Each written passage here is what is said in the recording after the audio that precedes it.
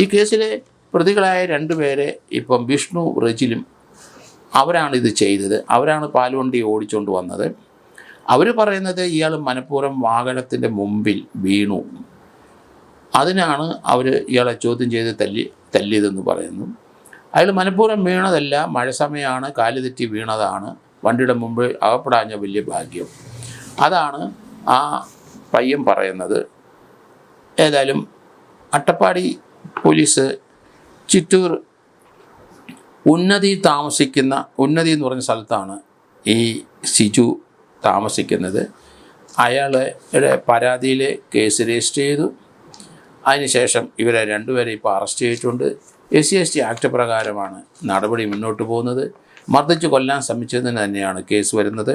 തീർച്ചയായിട്ടും അയാളെ ആ കേസിലെ പ്രതികൾക്ക് ഇനി ജാമ്യം ലഭിക്കാൻ സാധ്യത വളരെ കുറവാണ്.